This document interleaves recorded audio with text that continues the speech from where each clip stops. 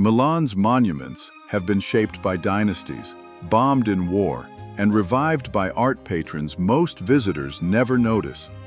Walk past Sforza Castle or the Royal Palace, and you are crossing ground that once hid secrets of military power, royal intrigue, and unimaginable wealth. But how did these palaces, built to guard fortunes and privilege, become the very heart of Milan's public life? And what do they reveal about Italy's elite influence on today's global fashion capital? Castello Sforzesco rises from the heart of Milan, its brick ramparts and towers tracing the ambitions of Francesco Sforza in the 1450s. Once a fortress built to defend the city and display ducal power, the castle now opens its gates to the public, inviting visitors into a world of art and history.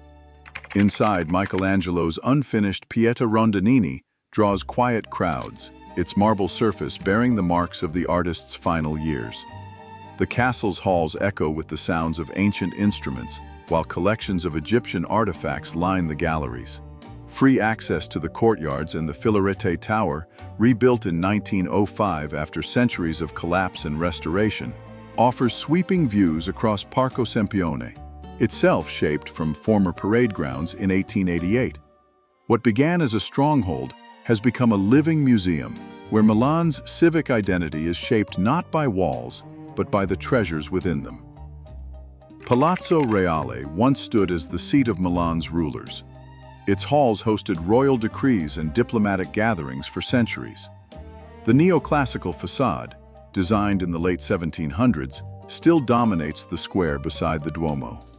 During the Allied bombings of 1943 and 1944, much of the palace's interior was destroyed, leaving only fragments of marble and gilded stucco behind. In the years after the war, city leaders debated whether to rebuild for commerce or for culture. By the 1950s, the decision was made. Palazzo Reale became a public exhibition center, restoring its grand staircases and galleries as a stage for international art. Today, its halls welcome millions each year to temporary shows, from Renaissance masters to contemporary installations. The palace's transformation from royal residence to civic showcase reflects Milan's ongoing commitment to public culture, even in the face of destruction. Palazzo dei Giureconsulti stands just steps from the Duomo. Its clock tower once set the rhythm for Milan's daily business.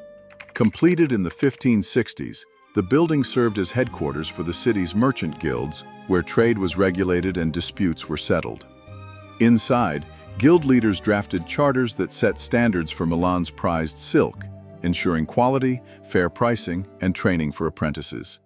These rules, preserved in the Archivio Storico, shaped the city's reputation as a center for textile excellence. The architecture itself, with its public halls and meeting rooms, reflects the power and organization of the merchant class in Milan's civic life. Piazza Mercanti pulses at the center of medieval Milan, its arcaded walkways and stone facades shaped by centuries of public life. In the shadow of the 13th century, Palazzo della Ragione, merchants once weighed grain, and city magistrates handed down rulings beneath vaulted arches. The square's open plan welcomed markets, proclamations, and festivals, turning civic business into a shared spectacle. By the 1990s, preservationists and city officials clashed over proposals to modernize the piazza with glass arcades. Heated public hearings and protests filled municipal records as Milanese citizens demanded that the medieval character remain untouched.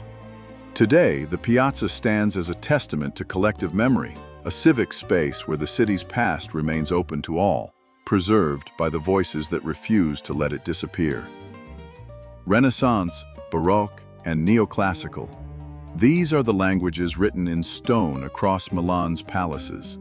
The Renaissance style, seen in the measured lines and balanced courtyards of Castello Sforzesco, brought order and proportion to the city's skyline. Baroque followed with dramatic flourishes, gilded ceilings, twisting columns, and bold contrasts that filled interiors with movement and light. By the late 1700s, neoclassical design arrived, favoring clean facades and grand staircases, as in the Palazzo Reale. Each style carried the mark of its patronage.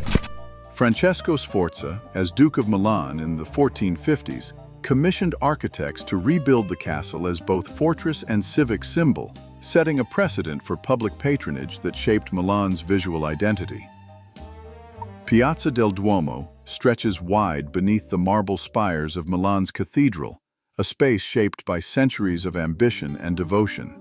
Construction on the Duomo began in 1386, and today its roof bristles with 135 spires and more than 3,400 statues, each one a sentinel over the city's daily life.